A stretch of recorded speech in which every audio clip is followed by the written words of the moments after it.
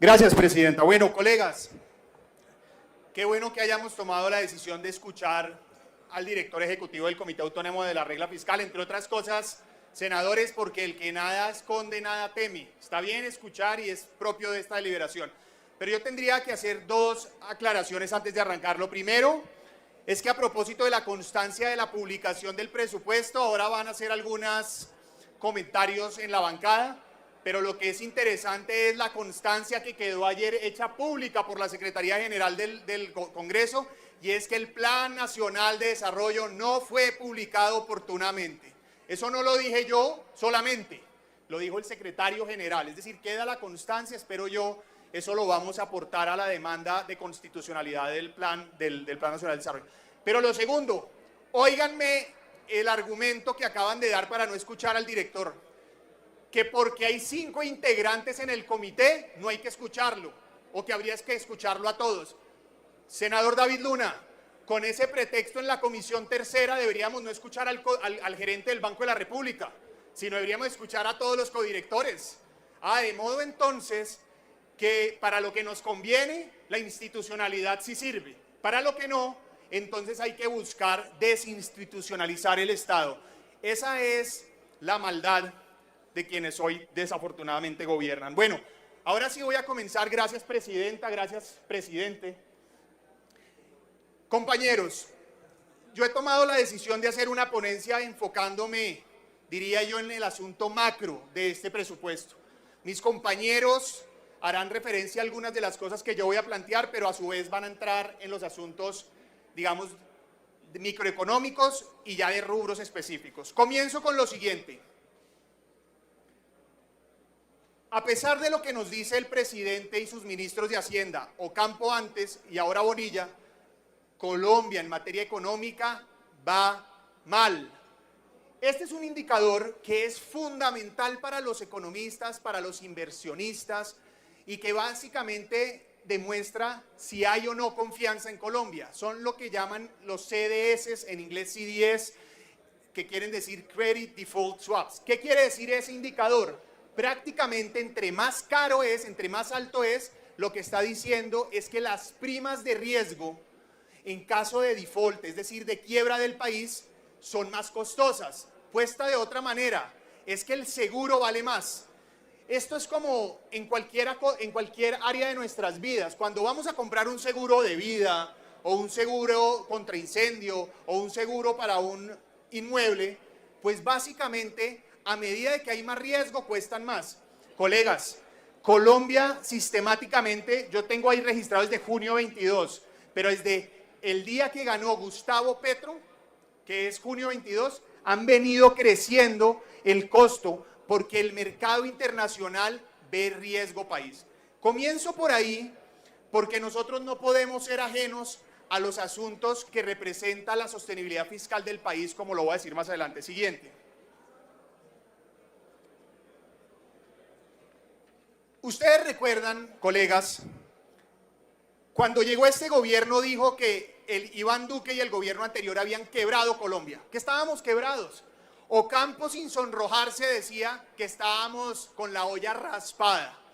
Y decían que la reforma tributaria era la respuesta, senador Guido, era la respuesta a poder cumplir con las obligaciones del déficit fiscal para reducir déficit y deuda. Pero ¿qué nos hemos encontrado? Que este gobierno, de manera oportunista, si se quiere, o conveniente mejor, ha venido cambiando los indicadores de deuda y déficit, que además contradicen sus ataques al gobierno anterior, que contradicen sus propios argumentos para haber impuesto una reforma tributaria absolutamente inconveniente, pero que además demuestran la manera en la que toman con conveniencia esta discusión. Miren ustedes, el marco fiscal del 2022 estimaba para este año, para el 23, cerrar el déficit en 3.6% del PIB y para el 2024 el 2%. Ya este gobierno en el plan financiero del 2023 aumentó la proyección a 3.8% del PIB para el 23 y 3.6% para el 2024. Y ojo esto, el último marco fiscal ya lo llevan al 4.3% del PIB y a 4.5% para el 2024. ¿Qué quiere decir esto en español, si se quiere. Y es que el gobierno cada vez está diciendo, no, ¿yo por qué voy a tener que encogerme? ¿Por qué voy a tener que cumplir con lo que supuestamente exigía que otros cumplieran? No, quiero abrir el margen para poder endeudarme más. Es decir, el gobierno está cambiando estos indicadores o esta proyección para endeudarse más. Siguiente. Lo mismo dice esta información, pero pasa con la deuda. Ustedes saben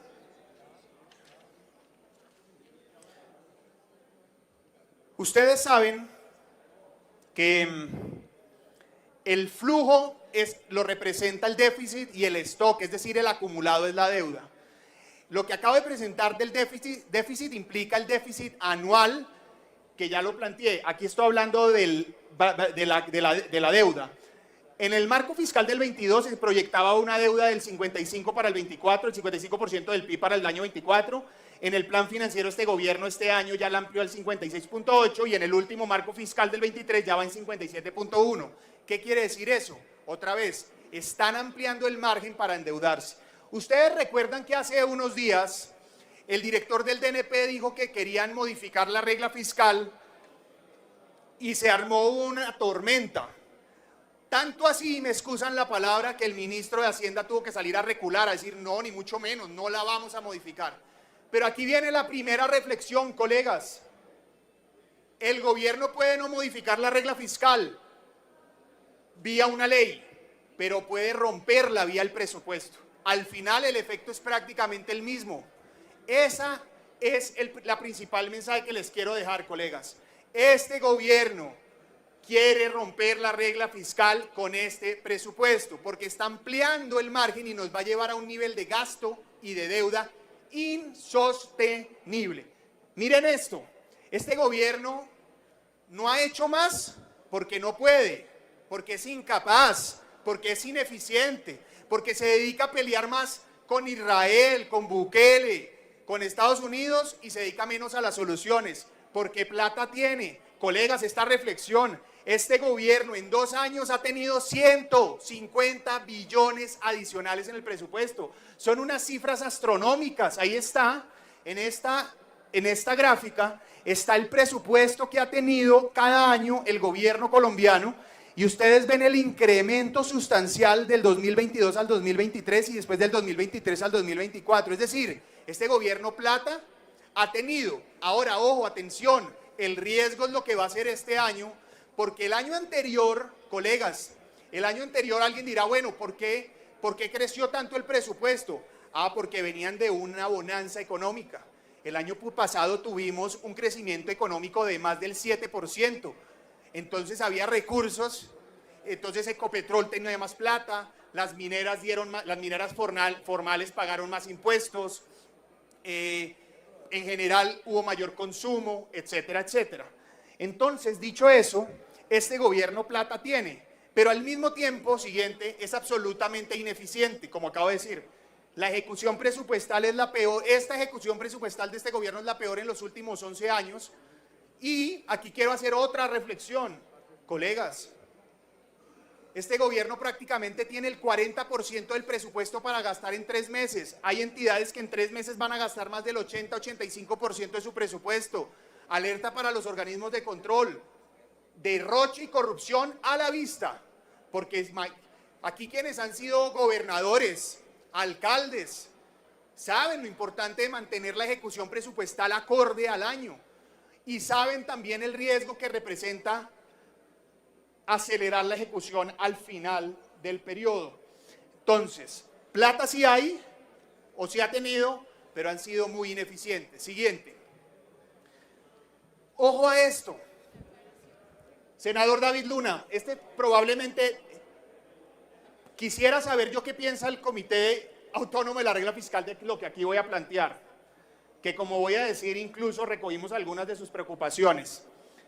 Colegas, este presupuesto es 80 billones más alto que el anterior, 80 billones, pero ¿saben qué? Hay 80 billones más de gasto, pero no hay 80 billones más de ingresos. Es decir, el gobierno está prácticamente inventándose o haciendo cuentas alegres de nuevos ingresos sin tener la certeza para justificar 80 billones de gasto. Senadores, senador JP, ¿qué pasa si usted gasta más de lo que tiene? Se quiebra, se quiebra. ¿Qué pasa usted si de pronto se endeuda para pagar su casa, su carro, el estudio de su hijo y no tiene con qué pagar? Lo pierde. Pues resulta que Gustavo Petro está haciendo eso con el país. Miren, les presento aquí la torta que representa el aumento de los 80 billones. Esos 80 billones están representados en cuatro áreas. La primera, en ingresos, 23.2 billones, el que está en azul clarito, son los ingresos propios de la gestión del Estado, es decir, son 23 billones que realmente tiene el gobierno para poder aumentar el presupuesto, es decir, eso está bien. Pero aquí viene la parte problemática. Primero, 14.5 billones de pesos, dicen ellos, lo van a hacer a través de lo que llaman ellos arbitramientos tributarios. Primera denuncia. Esos arbitramientos tributarios, ¿qué quieren decir? Que supuestamente va a ser la plata que va a lograr acordar o conseguir en los pleitos o litigios que hoy están en curso. No quiere decir antievasión, quiere decir que hoy hay pleitos que representan una plata para el gobierno, que en total son 14.5 billones, están estimando que los van a recoger todos. Colegas, nunca un presupuesto en Colombia ha contado con esa fuente como ingreso cierta, nunca. Pero además, lo que es absolutamente vergonzoso es que además lo incluyen todo. Les pregunto yo a ustedes, ¿es justo pensar que el gobierno en un año va a lograr resolver todos los pleitos tributarios que tiene? Obvio que no, obvio que no. Entonces esos 14.5 billones no van a aparecer. Segundo, 13.5 billones que están en la torta en verde. Básicamente se los adjudican a la gestión antievasión de la DIAN. Yo les quiero plantear lo siguiente. El gobierno anterior, con una reforma tributaria que muchos de ustedes aprobaron, presupuestó el 0.4% del PIB en este concepto, que fue más o menos 4 billones. Este gobierno piensa que va a ser 13.5 billones, pero además uno diría, bueno, asumamos que aquí se aprobó mayor capacidad para la DIAN. Asumamos por un minuto que la DIAN va a tener mayor capacidad. ¿Será el primer año? El primer año los funcionarios van a llegar, no vamos a tener ni la capacidad instalada, ni la memoria institucional, ni la curva de aprendizaje para lograr eso. Así que hay dudas sobre esos 13 billones. En aras de buena fe yo diría, bueno, 13 no, deberían ser 4, deberían ser 5, pero no, son 3. Es decir, podríamos calcular que hay otros 8 que son absolutamente dudosos. Y esta que todavía es más grave, 28.6 billones de pesos de otros recursos de capital. Le hemos preguntado al Estado, al gobierno, ¿de dónde van a sacar esos 28 billones? Y nos dicen, no sé, pero tengo 18 meses para conseguirlos. ¿Cómo así? ¿Quién de ustedes cría al hijo con recursos inciertos? ¿Quién de ustedes compra el mercado con la plata que no tiene? No, perdóneme. Esta es una irresponsabilidad mayor, porque vuelvo y repito, gastar más de lo que se tiene solo conduce a un camino, la quiebra. La quiebra. Y Gustavo Petro y este gobierno está prácticamente garantizándonos una quiebra si aprobamos este presupuesto así. Alguien me dirá, o el mismo gobierno me dirá, no, Miguel, resulta que siempre hay ese riesgo, las fuentes de financiación siempre tienen riesgo. Y yo les diría, es verdad, pero tiene riesgos mitigables, tiene riesgos previsibles. Y uno tiene la posibilidad de reducir ciertos riesgos. Ahora, ¿cuáles son los riesgos que son inherentes al presupuesto y cuáles son los que podrían ser previsibles? Los que son inherentes están a mano izquierda: precio de petróleo, crecimiento económico y condiciones financieras globales. Ahora, en precios de petróleos, pues más o menos podemos calcular, tenemos históricos, podemos hacer también algún grado de cálculo. Frente al crecimiento económico, también sabemos, porque tenemos proyecciones del Ministerio de Hacienda, del DNP y de entidades como Fedesarrolla o Banco de la República. Y condiciones financieras, pues hoy el Ministerio de Hacienda tiene algún parámetro para saber cómo están los créditos a mediano y a largo plazo. Ahora, ¿cuáles son los riesgos que este gobierno está incluyendo, nuevos, trayendo a este presupuesto? Primero, los ingresos por arbitramientos tributarios.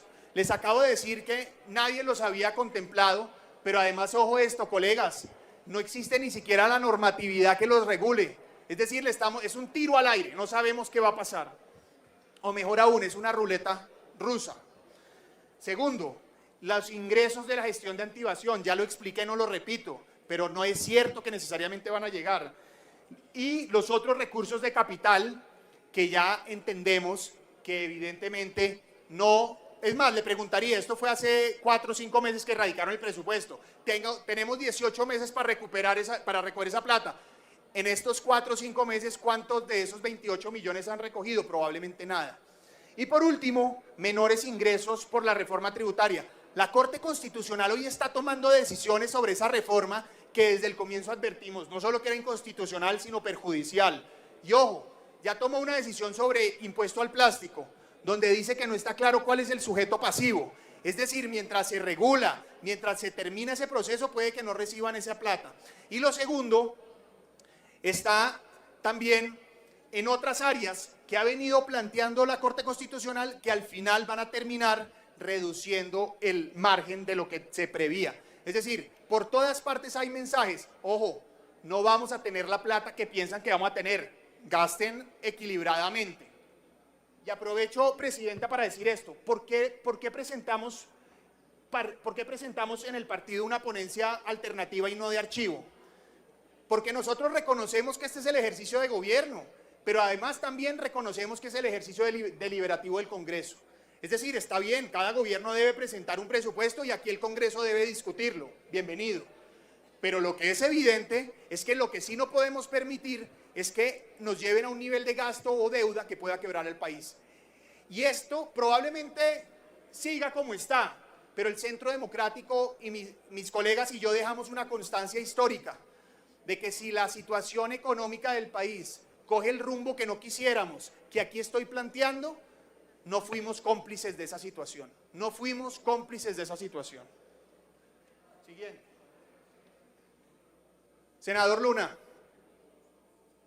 no sé qué dirá el director, no lo conozco, el director Andrés Velasco del Comité Autónomo de la Regla Fiscal, pero yo sí aquí recojo 3 alertas, senador Luna, 3. Una, del Comité Autónomo de la Regla Fiscal, donde precisamente pide que, ojo, que no se contemplen ingresos inciertos, es decir, uno en los presupuestos debe tener ingresos consistentes con el gasto, y aquí no hay. Ahora, vuelvo repito, uno puede tener algunas fuentes de ingreso inciertas, pero con algún nivel de mitigación en esos riesgos. Lo segundo es el Banco de la República. El Banco de la República así también lo dice. Y por último, expertos en general plantean que este presupuesto, óigase bien, puede romper la regla fiscal. Siguiente. Vuelvo con lo que dije, vuelvo con lo que arranqué. Colombia en materia económica va mal. Bueno, realmente en varias materias, pero en económica va mal. Este gobierno trata de tapar el sol con una mano. Aquí les quiero dar 2 gráficas que son muy dicientes. Primera gráfica, el nivel del costo de deuda. ¿Ven ustedes alguna anomalía? ¿Ven ustedes alguna línea que no se compare con las demás? Bueno, esa línea, ¿cuál es? Colombia. Es normal que la tendencia de la deuda a largo plazo vaya encareciéndose. Pero lo que no es normal es el salto que dio Colombia en los últimos 2 meses. Eso se llama incertidumbre. Eso dice, los banqueros del mundo dicen, yo te presto pero te cobro más. Y cuando uno presta y cobra más, ¿por qué es?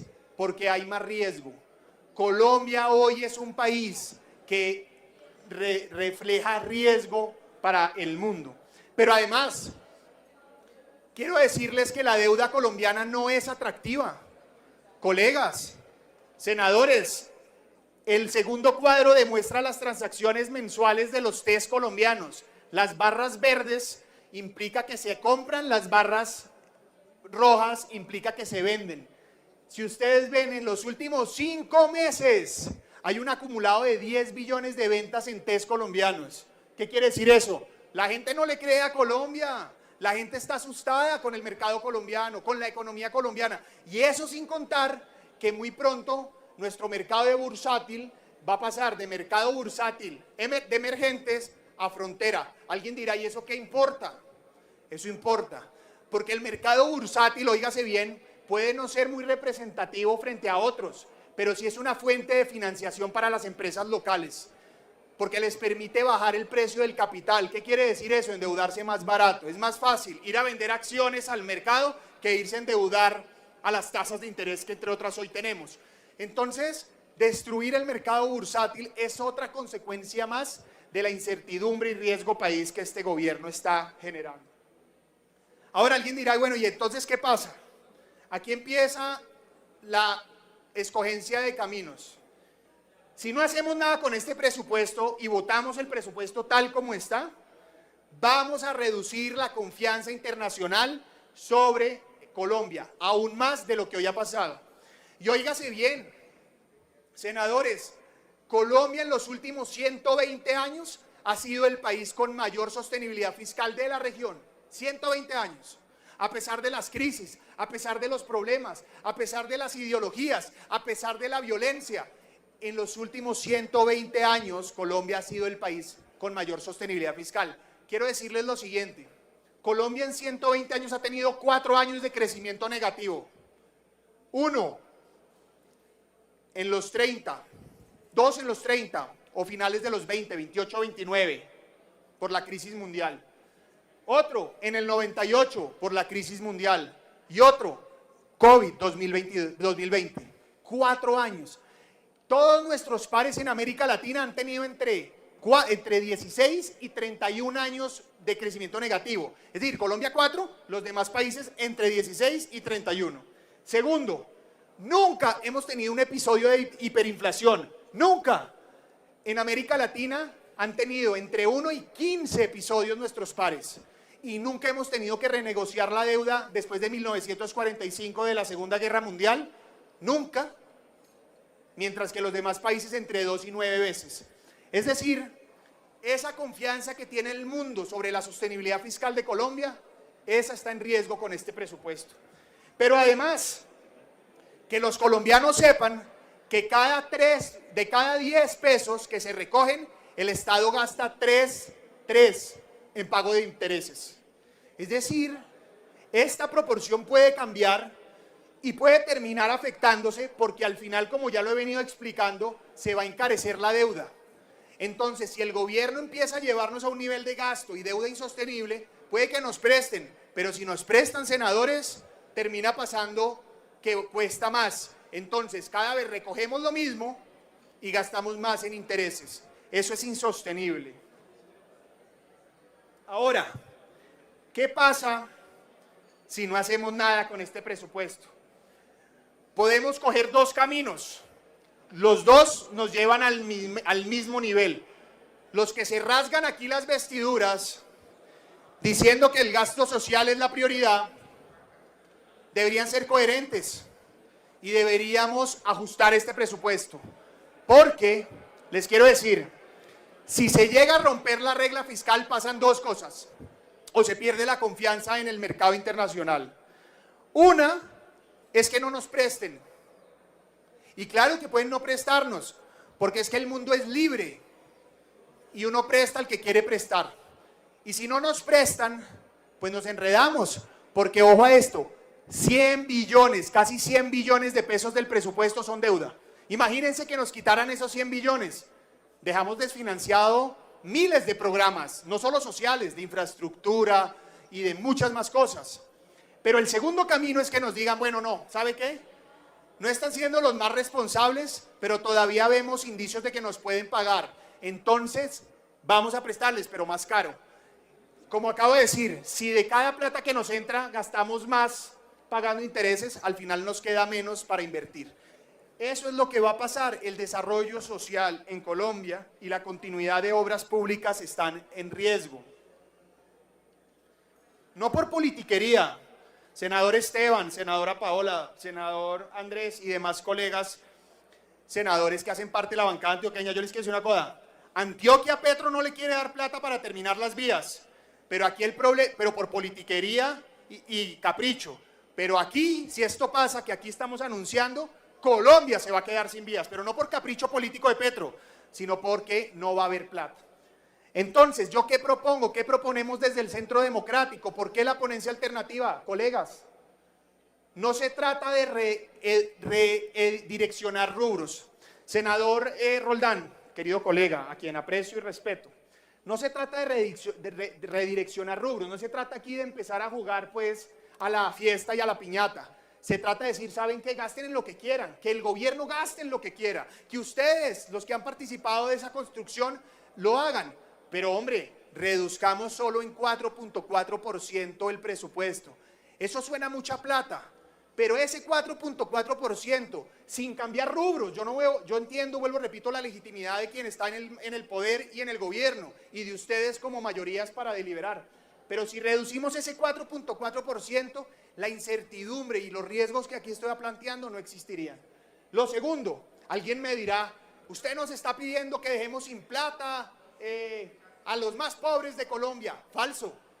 El gobierno, si se aceptara esta ponencia, quedaría con 295 billones de recursos para inversión, 295 billones y serían 95 de inversión. Imagínense ustedes eso, de funcionamiento 295, inversión 95. Serían los rubros más altos históricamente, aún así reduciendo ese 4.4%.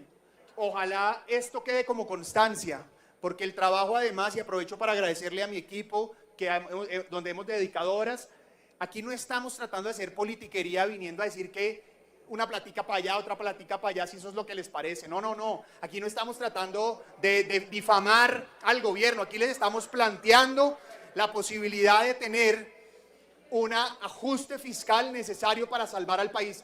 Porque a este gobierno y a quienes son tan respetuosos que gritan cuando uno habla, esos respetuosos que oyen siempre, les quiero decir lo siguiente. Petro va a terminar en el 2026 y nosotros tenemos que pensar en Colombia a largo plazo. Es más, todos los que estamos aquí en algún momento vamos a dejar de ser senadores. Hay que pensar en Colombia a largo plazo. Eso es lo que les pido, yo no les estoy pidiendo nada más, así les moleste. Y yo entiendo que cuando uno le dicen las verdades en la cara lo irritan. Entonces entiendo que se molesten, pero bueno, yo sigo aquí. Si este gobierno contara con más presupuesto, podría ser una adición presupuestal. O sea que reducir ese 4.4% no es dañino. Simplemente nos daría la oportunidad de cumplir la regla fiscal, de ajustarnos a lo que está esperando el mercado, a contar con fuentes de financiación ciertas, y si llega a haber más plata, pues obviamente se puede adicionar. Siguiente. Entonces, colegas, primero, el presupuesto como está puede quebrar al país. ¿Qué quiere decir quebrar? En términos económicos, llegar a default, que nunca lo hemos hecho en Colombia. Desde el año 45, insisto, no hemos renegociado la deuda. Quiere decir que el costo de vida se va a disparar, la devaluación se va a disparar, podríamos tener fenómenos de hiperinflación, vamos a tener una incertidumbre que va a ser imposible invertir en Colombia, por ende nos van a empobrecer. A todos, a Colombia se va a empobrecer. Hoy ya lo está haciendo Petro, porque no podemos olvidar que mientras estamos debatiendo el presupuesto general de la nación, no podemos olvidar que mientras Petro ha sido presidente, 1.3 millones de colombianos han dejado de comer 3 veces. Petro está generando hambre, está generando pobreza porque no sabe gobernar, porque en vez de solucionar, habla carreta, porque en vez de gestionar, está peleando con el mundo entero, porque en vez de viajar por las regiones colombianas, viaja a Europa. Entonces, bueno, y eso es cuando no se mantiene tuiteando. 99 tweets en 2 días y medio sobre Palestina e Israel. Bueno, segundo mensaje, colegas. 60% de los 80 billones que está incrementando este gobierno son para burocracia. ¿Eso es justo? Senador Carlos Julio, usted fue gobernador. ¿Agradece la gente más una inversión, una placa huella, un escenario deportivo, una estación de policía, un programa educativo, una ayuda social, un mejor centro de salud? ¿Agradecen más eso o agradecen entonces más puestos? No, yo creo que la gente hoy se merece esa inversión. Deberíamos estar destinando más plata para acabar el hambre en Colombia. Deberíamos estar destinando más plata para esos problemas, no para burocracia. Miren, en el Ministerio de la Igualdad, donde por un lado tenemos un actor para películas de adultos que se llama, y por el otro un joven de la primera línea, deberíamos es pensar en menos puestos y más inversión. La igualdad no se combate, la desigualdad y la pobreza no se combate con puestos. Eso solo le sirve al clientelismo y a la politiquería de quienes hoy gobiernan. Segundo, el presupuesto podría crear ingresos. ¿Y saben qué me preocupa? Que no los va a crear. Ausencia total de apoyo al sector productivo. En un momento tan difícil como el que estamos aquí describiendo, debería haber políticas contracíclicas, como la construcción de vivienda, como la construcción de infraestructura. En el mundo entero las políticas contracíclicas han funcionado. Deberíamos estar invirtiendo y dando incentivos, es para crecer la economía con los sectores que jalonan y crean empleos. Hoy no lo estamos haciendo. Si este gobierno fuera inteligente, lo que debería hacer es crear riqueza. Yo les quiero hacer una reflexión, colega senador Lemus, usted que es un tipo erudito y absolutamente pensante. Mire, el comunismo en el mundo está fundamentado sobre una base, senador, y es que necesita plata. Es decir, el comunismo teóricamente para que funcione necesita riqueza, porque necesita repartir. Lo que es paradójico es que quienes promueven el comunismo, en vez de crear riqueza, la destruyen. Y por eso tienden los regímenes comunistas, o en su defecto socialistas, a fracasar. Aquí debería haber un consenso entre todos, crear riqueza. Quienes hoy gobiernan confunden crear riqueza o crecimiento económico con beneficio para los ricos. Falso. Una sociedad más rica no necesariamente es una sociedad más rica para los ricos solamente. No, es una sociedad más rica para todos. Ahora, el segundo enfoque debe ser cómo generamos políticas de redistribución reales para que la inequidad cada vez sea menor. Pero sin crear riqueza estamos condenados al fracaso. Y este presupuesto, lamento yo, y vuelvo, repito, lo dejo como constancia, no hace lo propio. Y por último, termino con esto. Yo no necesitaba mucho más tiempo, senadora Pizarro. Lo que quiero aquí decir, bastó con creo casi 28 o 27 minutos para decir que no solamente es un riesgo. Este gobierno puede quebrar al país, romper la regla fiscal y llevar a un efecto absolutamente perjudicial para los colombianos en materia económica. He dado varios indicadores que demuestran lo propio. Este presupuesto va a quebrar al país probablemente, es el riesgo. Segundo, no apoya al sector productivo ni crea riqueza.